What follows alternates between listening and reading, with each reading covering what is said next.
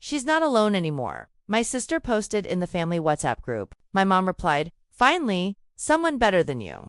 Then my phone buzzed again. Check the photo details. My name is Danielle Harper, and I'm 34 years old. I work as a freelance graphic designer, mostly small business logos and branding packages. Nothing glamorous. No corner office. In my family, I was always the practical one. The quiet one. The one who didn't make headlines. My younger sister, Brianna, was the favorite. The one they always praised. The one with the perfect hair, the perfect fiancé, the perfect life on social media. I wasn't rich or glamorous. I lived in a rented apartment and drove a 10-year-old car. But I had something they didn't expect. Patience. And a habit of noticing details. For months, my family had been whispering about how I was falling behind, still single, still freelancing. They didn't know how hard I worked. They didn't care. And that WhatsApp message, that was the moment everything cracked open. If you've ever been compared to a sibling who could do no wrong, hit subscribe. I know what it feels like to sit quietly while everyone else gets applause. Tell me in the comments, were you the overlooked one too? Click hype and let's get into what really happened. It started with a photo. Brianna posted it in our family group chat late on a Tuesday night. Her fiancé had his arms wrapped around her shoulders. The two of them standing in a candlelit apartment that looked warm and intimate. Her caption read, "She's not alone anymore." My mom replied within seconds, "So proud of you, sweetheart. You chose wisely." Then came the part aimed directly at me. "Danielle, maybe you can take notes?" My uncle dropped a string of laughing emojis. My aunt typed finally without a single follow-up word. I stared at the screen. I typed something, deleted it, typed again. Then I just closed my eyes and said nothing. Then Brianna added one more message. "Some people just aren't meant for relationships." It wasn't subtle at all. My chest burned, but instead of throwing my phone, I did what I always do. I zoomed in. Graphic designers notice things that other people scroll past. The painting on the wall in the background looked familiar. The shape of the balcony railing did too. Something about the light coming through the window made my stomach tighten. I downloaded the image. I checked its metadata. The location tag wasn't her fiance's apartment. It was my ex-boyfriend's condo, same building, same unit number. My hands started shaking, not from sadness, from recognition. I scrolled back up through the chat, my family laughing, praising her, taking small shots at me without blinking.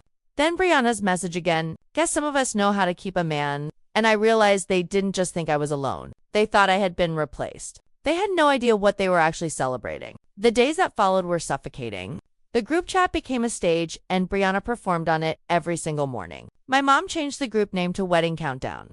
Dress photos, venue ideas. Little comments tucked between the excitement like tiny paper cuts. "Danielle, don't worry. You can catch the bouquet." Everyone laughed. I stayed silent and let them enjoy it. Then I was removed from the bridal planning. Brianna called it an accident. I found out from my cousin that the engagement party was scheduled for the following weekend. I hadn't been invited. When I asked her directly, she tilted her head and said, "Oh, I just assumed you'd feel uncomfortable."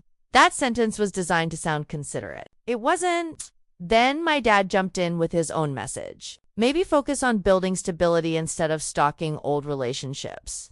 I hadn't told anyone about the metadata, not one word. They had simply assumed that whatever I knew, I had discovered through obsession or jealousy. Brianna followed up with, "Don't embarrass yourself, Donnie." The smell of my own apartment that night, coffee going cold on the counter and rain tapping the window, felt like the only honest thing around me. Everything else felt manufactured, but something shifted inside me. Not anger exactly. Something quieter and more focused. Instead of typing back, I started collecting screenshots. I called my phone carrier. I opened old shared account backups I had nearly forgotten existed. If they thought I was the weak one in this story, they hadn't paid close enough attention. What they didn't know was that I document everything. After my breakup, I kept messages, emails, and cloud backups. Not because I planned anything. I just needed somewhere to put the pain, something concrete to hold when my memory started doubting itself. Buried in those backups were months of messages between my ex and Brianna. The dates overlapped directly with the time we were still together. Photos she had sent him,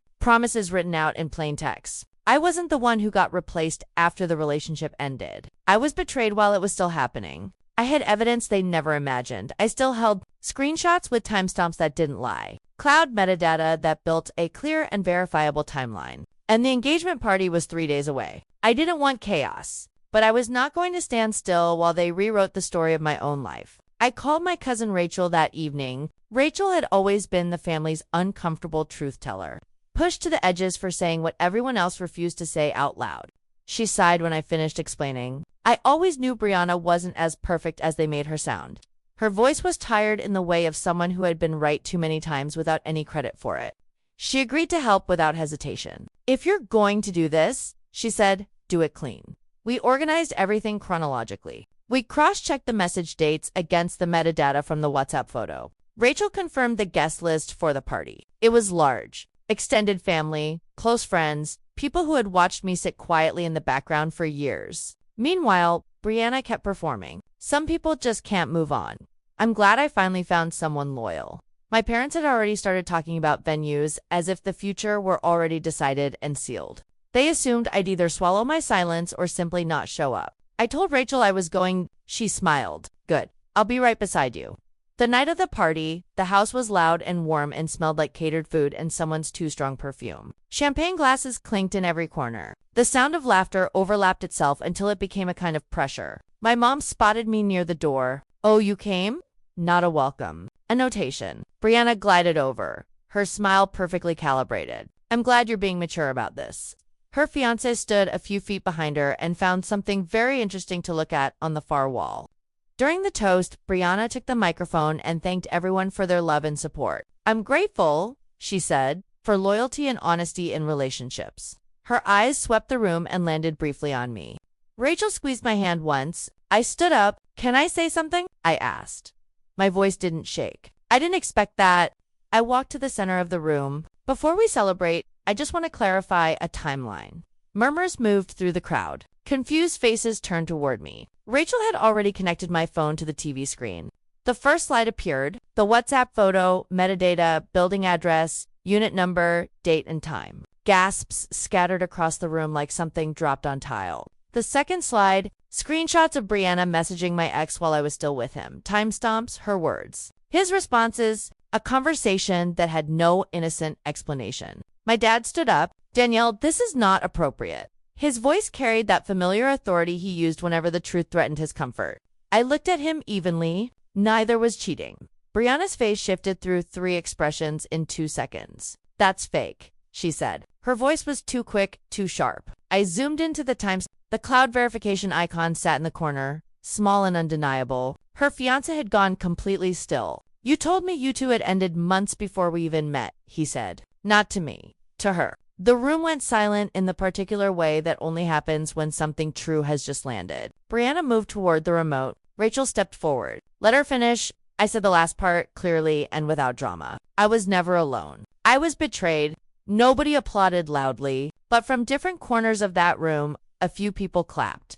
Quietly, deliberately. Her fiancé walked out. The party ended before the cake was cut. My mom wouldn't look at me. My dad muttered something about family matters being private, as if privacy were a value he had always held. Neither of them asked how I was doing, but my phone buzzed on the drive home. Cousins, aunts, I hadn't heard from in years. We're sorry. We should have seen it. I always felt something was off.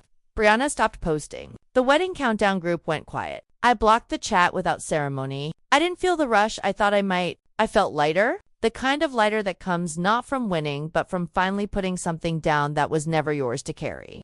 For years they had handed me the role of the leftover sister, the one who hadn't figured it out, the one to pity or mock, depending on the occasion. I had worn that label quietly for too long. But truth doesn't need decoration. It just needs someone willing to say it out loud. I drove home alone that night. The city lights blurred slightly through the windshield, and the radio played something low and unmemorable. I didn't cry. I just breathed.